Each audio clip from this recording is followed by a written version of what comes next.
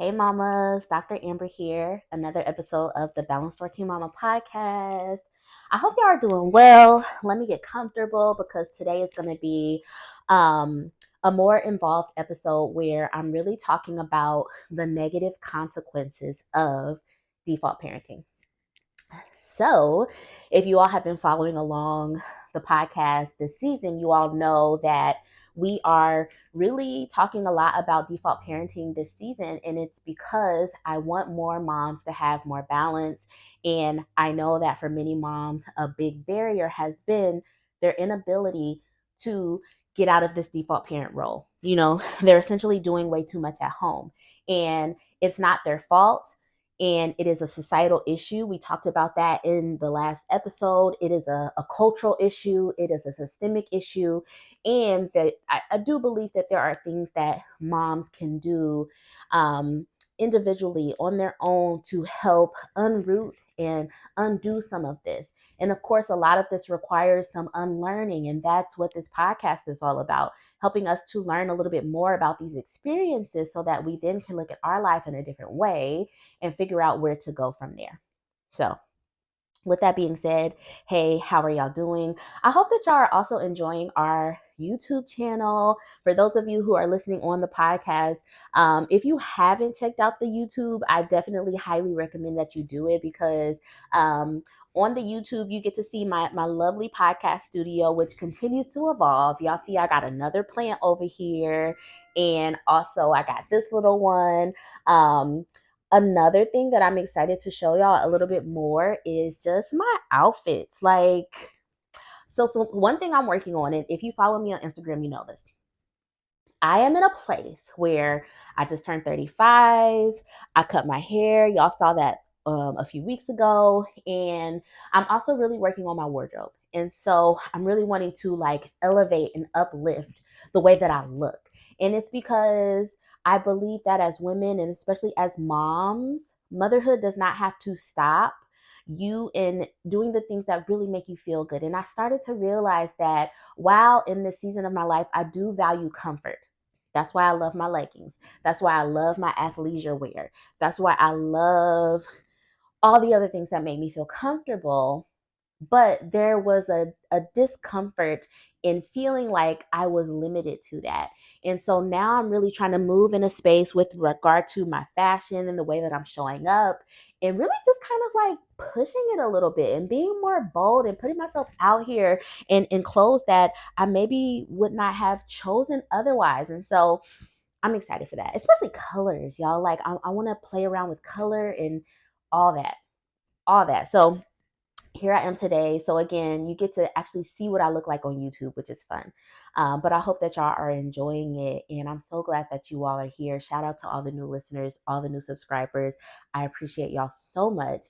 And let's undo default parenting. So today I am referencing an article that I wrote on Psychology Today. Many of you may have already read this article. I think I mentioned it in our episode a few weeks ago, but the article is called The Default Parent Syndrome, More Than Just a TikTok Trend. And I wrote that for Psychology Today because I wanted people to understand that, yes, we're hearing more about this idea of default parenting on TikTok, on Instagram, on the internet. However, this is a lived experience. It's an actual, real lived experience that people are having. And just because it's on social media doesn't make it fake. I know that people always like to say, well, it's social media, so it's not real. And I actually take offense to that. One, because a big part of my life is online. It's my online presence. And it's also still my real life. It's another aspect of my life, but it is my life. And the same goes for these experiences that women are sharing online about being a default parent.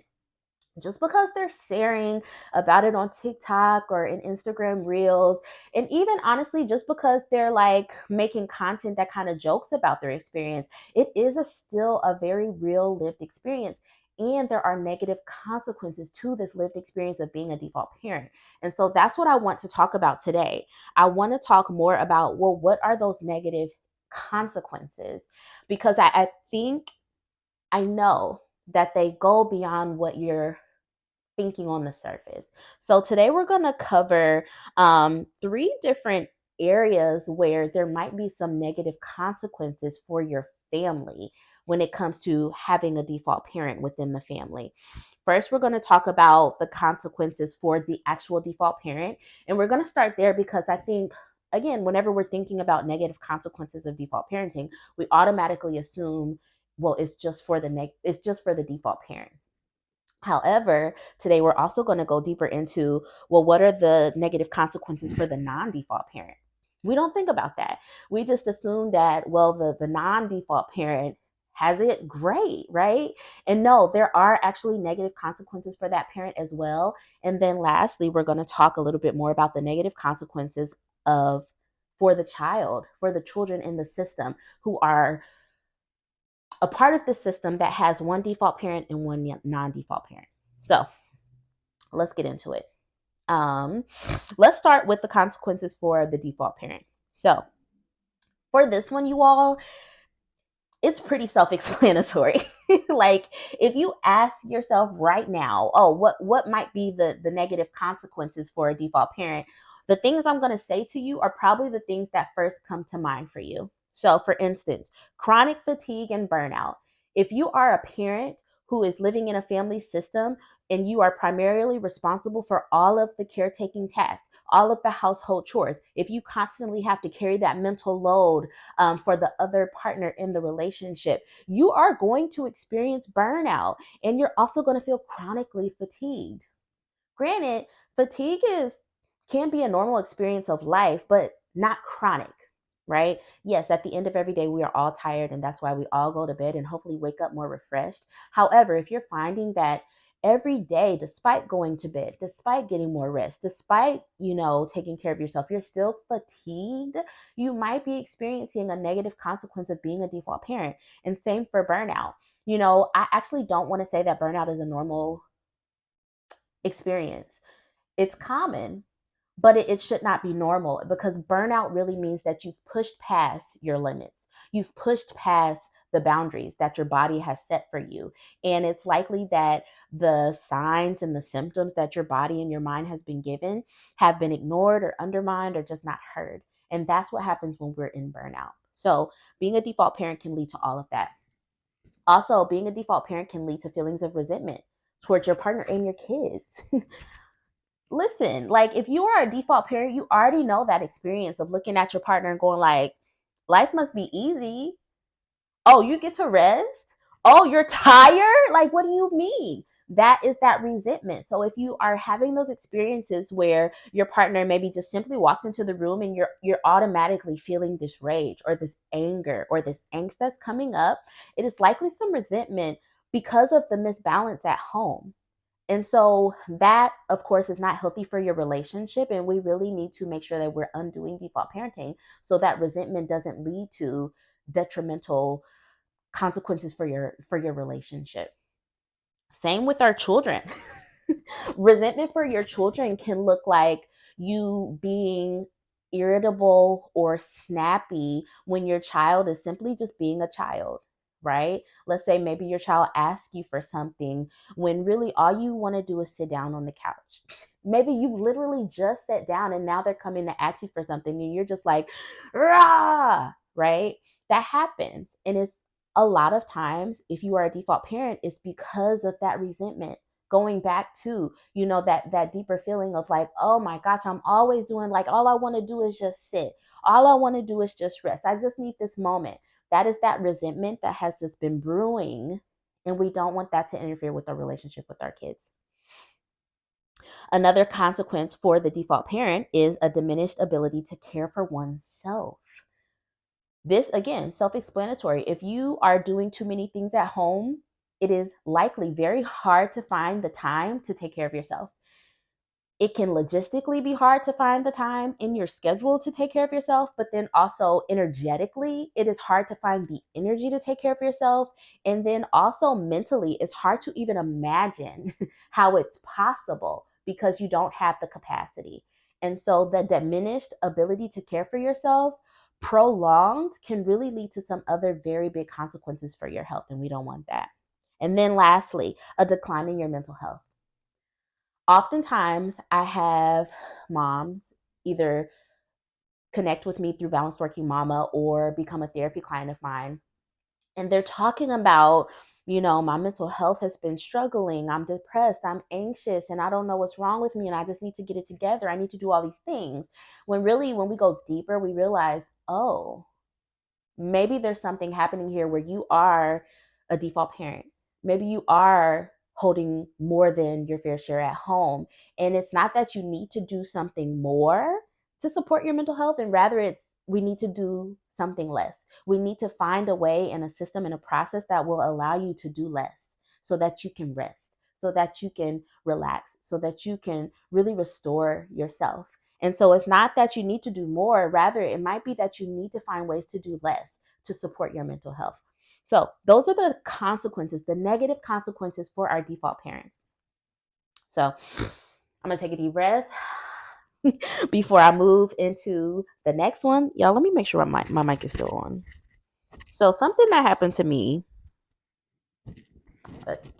look, I'm new to this whole my technology game. I think I got it good, but a few episodes ago, my mic shut off in the very middle of my episode. And so me and my VA had to figure out how to get it going, and we fixed it. But now I'm like, is it working? I think it's good. We're good. We're good. Okay. Let's move on to the negative consequences for the non-default parent. So again, I think it's important to talk about these because we often do not assume that there are any negative consequences for a non-default parent, right? When we think about the non-default parent, we're thinking about like, oh, well, they're just chilling. Like, oh, they're not doing anything at home. Oh, they got it made. They get to just relax. They get to sit, and the kids don't go to them at all. And so we're not seeing how that there's still some negative consequences in that experience. And let's talk about it. So, number one, unrealistic expectations regarding the default parent's capacity, right? This is a negative consequence because what can happen for the default parent is that they have really misperceived and misjudged the default parent's capacity. So let's say you're the default parent, right? Your partner as the non-default parent has no idea what your mental capacity is, your emotional capacity, your mental capacity, your physical capacity. And when they are not aware, that then leads to them becoming disconnected from you and them becoming less of an effective partner and support, period. And that is a negative consequence because that can lead to very detrimental consequences for a partnership in general. And so being a non-default parent means you become disconnected from your partner and your family because you don't really know what's going on, especially with your partner. And we don't want that. The second negative consequence is, and I actually just hit on it, the emotional disconnection and distance from the default parent, who is likely their partner. When you are a non-default parent, there is that disconnection from the reality of what is actually happening. And for a lot of non-default parents, they stay in that disconnected space for years at a time and they really have no idea. And so you cannot be in a supportive partnership. You cannot be in a healthy partnership. You cannot be a healthy, supportive partner if you are that disconnected from what is going on with your partner or in your family. So that is a very negative consequence because it, again, can lead to very detrimental consequences for your partnership, your relationship, and your family. And then lastly, and this one is a big one, y'all. The last negative consequence for the non-default parent is that there is a decreased quality in parenting skill. Like, if you are not practicing being a parent because there's someone else doing most of it, of course you're not going to know how to do the things. Of course you're not going to know where the things are. Of course you're not going to know where the child's supposed to be. Of course you're not going to know where the teacher, like, it's because you're not in the practice of doing these things on a daily basis. And so your skills get rusty. And so let's stop a moment to really think about parenting as a skill that we need to be practicing. And we don't think about it that often because, again, for those of you who are default parents, it's just like you're constantly doing it. But as you're constantly doing it, you're building your skill more and more and more and more. You become a better parent every single day because that skill, that muscle is constantly being flexed. However, if you are a non-default parent, you don't get to practice these skills of how to help your child cope, how to help your child get through that tantrum, how to help your child with bedtime routine, how to help your child do this, how to do. If you're not practicing these skills, you cannot be an effective caregiver. But then also, this can lead to ruptures in your relationship with your children. So, this is why it's so important for non default parents to really figure out how to step up and step into the family system in a different way, because you will not be able to develop your skill as a parent if you are not practicing it in a more effective manner, and that can lead to a rupture in the relationship with your kids. Okay, so those were our negative consequences for our non-default parents. Again, there are some, believe me, and we don't want that. Lastly, you all, let's talk about what the negative consequences look like for our children. And again, I don't think we think about this enough. We don't think about how, if our kids are in a home where there's one parent doing most of the things, or there's this unbalance in caregiving task or household tasks, how that affects our kids. And so I have 4 consequences that I want to talk about for kids. 1, unrealistic expectations regarding the default parent's capacity. Yes, this is very similar to one of the consequences for the non default parent, but let's think about it from the child's perspective. Our kids begin to pick up on this idea that, well, mommy's strong. She can do anything. Mommy does everything. Mommy is a superhuman. And that's unhealthy because it's not true. It's not true. And granted, there's parts of us who probably would love for our kids to look at us as being superhuman and can do any and everything. But however, I feel like our children get so much more value out of learning that we actually do need to rest. Maybe mommy does need to take a nap. Maybe mommy does make mistakes, right? Like, I want our kids to grow up seeing that we are human, and they might misperceive our humanity if they're seeing us constantly do more than we are capable of. And so that is a very negative consequence. Our children kind of lose reality when it comes to what we are capable of. The next negative consequence for our kids: diminished expectations for the non-default parent, adding to the level of burnout and overwhelm that the default parent likely feels. So I'm going to say that one more time. Your child will start to expect less from the non-default parent, which then leads to more put on you, and then you having more burnout and more overwhelm. So I did a reel about this on Instagram. If you all are following our Undo Default Parenting series, I'm doing a reel once a week where I share one tip for how to begin to get out of a default parent role. And I believe it was episode 2 of this series. It featured this experience where your child may constantly come to you for requests, and only come to you for requests. And I hear moms say this all the time, like, well, my kids only come to me. They don't ever go to, their other parent. And go check out that reel. Again, episode 2, Undoing Default Parenting series on my Instagram. But I shared a tip for how to redirect those requests. So if you are a default parent and you see that your child is always coming to you and not going to the other parent, we got to redirect that. And so one really easy way is, say, hey, hun, mommy is working right now, or mommy is doing this, mommy is just not able to do this. I need you to go ask daddy, or I need you to go ask whoever the other parent is. Likewise, if you are the non-default parent and you see this keeps happening where your child is not coming to you, not looking to you for things, not expecting anything from you, you can step in and then say, like, oh, hun, I could do that for you. Or, hun, let me help you. Or just even ask your child, like, hey, how can I support you today? And so we really need to help our children to learn that the default parent, there are boundaries there, but then also with the non-default parent, more invitations to come into that space. Okay. Consequence number 3 for our children: decreased quality in the relationship with the default parent due to the parent's level of fatigue and frustration. Let's talk about it. Let's talk about it. I'm gonna read it one more time because y'all, I feel like this one will probably hit home for so many of you all. A decreased quality in relationship with the default parent due to the parent's level of fatigue and frustration. So I talk about this often whenever I hear moms talking about how hard it is to be a gentle parent or how hard it is to practice conscious parenting, right? And what I always like to remind them is like, this experience of doing parenting differently is hard right now because you are depleted. You are exhausted.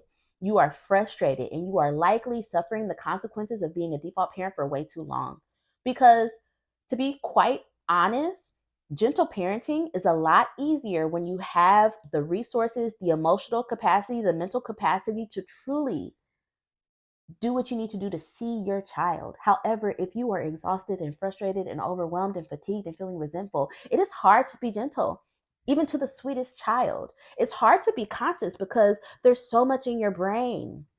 And so, a negative consequence, honestly, for the child and for the parent is that this can really interfere with our relationship with our kids. And we don't want that because it's not their fault and it's not our fault either. We want to have that closeness, and we really need to figure out, well, how do we undo default parenting in our home so that there is not a rupture or a disruption in the relationship with our kids, because I am so fatigued, because I am so frustrated, because I am so tired.